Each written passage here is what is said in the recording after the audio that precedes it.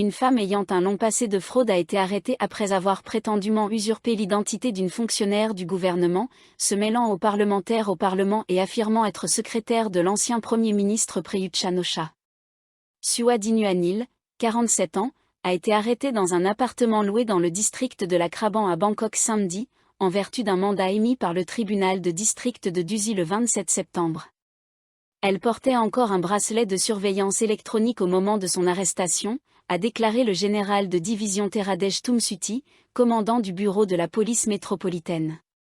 L'arrestation a eu lieu après qu'un sénateur a soulevé la question d'une possible arnaqueuse qui déambulait dans le bâtiment du Parlement à chaque session parlementaire, lors de la réunion du 20 août, ce qui a conduit à des appels à une enquête urgente et à une interdiction d'accès de Madame Suwadi au lieu. Le général de division Teradesh a déclaré que Madame Suwadi s'était présentée au Parlement vêtue d'un uniforme blanc avec des décorations royales. Elle s'est approchée de plusieurs députés et sénateurs pour prendre des photos, prétendant travailler actuellement au bureau du Premier ministre. Ces mensonges incluaient des affirmations selon lesquelles elle avait fait partie de l'équipe de travail du général Prayut et entretenait une relation étroite avec lui, qu'elle était une parente de l'épouse du ministre de l'Intérieur, Anutin Charnvirakul, et une proche collaboratrice de quelques politiciens chevronnés. Les enquêteurs ont découvert que depuis 2010, Madame Suwadi avait été poursuivie dans 14 affaires de fraude, notamment des cas de chèques sans provision et d'escroqueries liées à la construction et à des investissements, a déclaré le général de division Teradesh. En 2021, elle a commencé à tromper des gens en leur faisant croire qu'elle occupait un poste politique et entretenait des liens étroits avec des personnalités du gouvernement, y compris le Premier ministre. Elle prétendait pouvoir les aider à obtenir un emploi au bureau du Premier ministre ou comme assistant de sénateur. Madame Suwadi changeait d'appartement tous les jours pour échapper à la police. Une fouille de sa voiture de location a permis de retrouver l'uniforme blanc avec de fausses décorations royales, 2 vestes noires, l'une avec un mot brodé en taille qui se traduit par « Parlement » et l'autre par « Bureau du Premier ministre », ainsi qu'une carte de membre d'un parti politique. Originaire de Sangla, elle a nié toutes les accusations, affirmant qu'elle avait simplement emprunté l'uniforme blanc à une amie et qu'elle voulait utiliser les photos prises avec les parlementaires pour postuler à un poste de député. Le département royal de l'irrigation met en garde les habitants des zones situées le long des cours d'eau du bassin inférieur de la rivière Chao Phraya, y compris ceux de la région métropolitaine de Bangkok, contre un possible débordement ou une aggravation des niveaux d'inondation en raison des crues venant du nord, des fortes pluies et de la montée des eaux prévues plus tard ce mois-ci. Lerboun Udonsap, un expert en ingénierie au sein du département, a déclaré dimanche que, en raison des torrents d'eau provenant du nord, le débit de la barrière de Chao Phraya qui régule le flux de la rivière Chao Phraya dans la province de Chenat serait progressivement augmenté cette semaine, passant de 2150 m3 par seconde à 2400 m3 par seconde. Selon M. Lerboun, cette augmentation du débit affectera les zones adjacentes au cours d'eau, allant du district de Safaya dans la province de Chenat jusqu'à la région métropolitaine de Bangkok, ce qui pourrait entraîner des débordements et des niveaux d'inondation plus élevés cette semaine. Les zones basses qui seront touchées incluent les districts d'Inburi, Moigne et Phromburi dans la province de Singburi. Les districts de Moigne et Peamok dans la province d'Angtom. De vastes zones près des canaux de Phang Phem et Bangban et de la rivière Noa dans la province d'Ayutthaya. Les districts de Moigne et Samkok dans la province de Pathum Thani. Environ 30 communautés riveraines dans les districts de Moigne et Pak Kret de la province de Nonthaburi. 32 zones sujettes aux inondations à Bangkok, y compris le quartier de Somwat. M. Lerboun a précisé que la région métropolitaine de Bangkok pourrait faire face à des inondations en cas de marée haute et de fortes pluies ce mois-ci, car les niveaux des cours d'eau seraient déjà élevés, ce qui gênerait l'évacuation des eaux de pluie. Il a ajouté que les marées hautes se produiraient entre le 18 et le 22 octobre.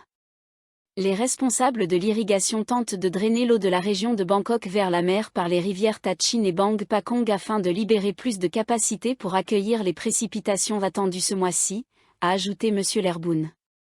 Surazé Kitimonton, secrétaire général du Bureau national des ressources en eau, a indiqué que les crues provenant de la rivière Ping dans la province de Chiang Mai se déverseraient dans le barrage de Bhumibol, dans la province de Tak, sans impact sur la rivière Chao Phraya.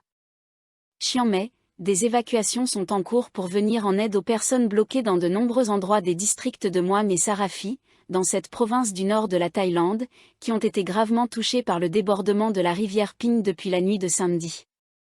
Le niveau de la rivière Ping au pont Nawara, dans le district de Muang, a atteint un record historique de 5,30 mètres dans la nuit de samedi. Le niveau a ensuite baissé à 5,15 mètres à 4 heures du matin, puis à 5,00 mètres à 8 heures le dimanche. Le débordement de la rivière a provoqué de forts courants d'eau inondant des zones commerciales, notamment le Night Bazaar, la route Chang Klang et le marché Kad Luang. Les secouristes ont estimé que des milliers de personnes, y compris des personnes âgées alitées et des enfants, avaient besoin de nourriture et d'évacuation. La route Chang Klang et le Night Bazaar étaient submergés sous plus d'1 mètre d'eau. Des habitants et des visiteurs étaient coincés. L'eau de crue a également inondé la superautoroute Chiang Mai-Lampan et la route Chiang Mai-Lanfin dès la nuit de samedi. De nombreux véhicules étaient garés à l'échangeur de Sarafi, et des automobilistes isolés demandaient de la nourriture et une évacuation. La route Maidol menant à l'aéroport de Chiang Mai était également inondée.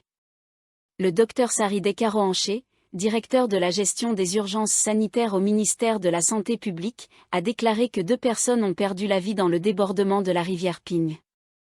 Un homme de 44 ans a été électrocuté et une femme de 33 ans a été emportée par une coulée de boue. Une personne est toujours portée disparue. Il y a maintenant 42 abris pour les victimes des inondations à Chiang Mai, tandis que 11 cliniques de la province ont dû fermer en raison des inondations, a-t-il précisé. La Société des chemins de fer de Thaïlande a suspendu ses services de train en direction du nord, depuis Bangkok, à Lampan, en raison des inondations importantes à Chiang Mai.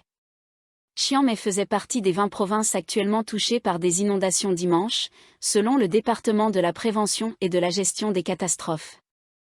Un peu plus d'un tiers des Thaïlandais n'ont pas encore décidé s'ils soutiendront le gouvernement après avoir reçu 10 000 bahts dans le cadre de son programme phare de relance économique, selon un sondage d'opinion réalisé par l'Institut national de l'administration du développement, NIDA-POL.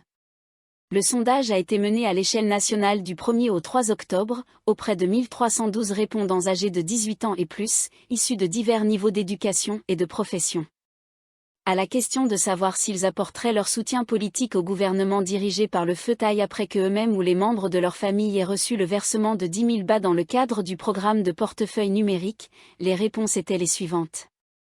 34,35% des répondants ont déclaré qu'ils n'étaient pas sûrs et n'avaient pas encore décidé. 30,31% ont déclaré que ce programme pourrait être une raison partielle de soutenir le gouvernement.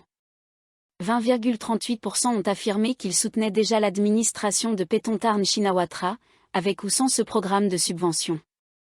13,13% ont dit qu'ils ne soutenaient pas le gouvernement actuel, quelle que soit son action.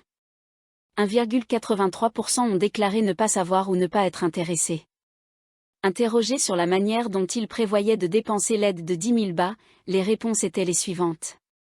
86,79% pour les dépenses quotidiennes, y compris les factures de services publics et l'essence.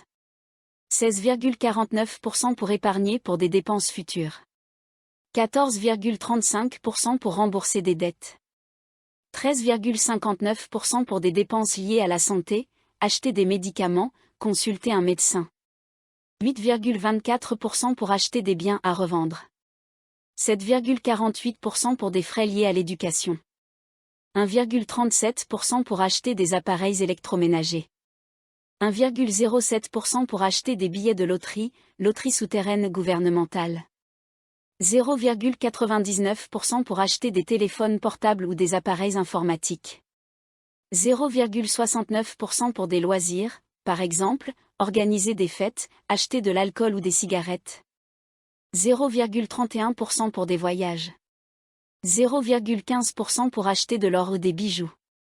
0,99% n'ont pas répondu.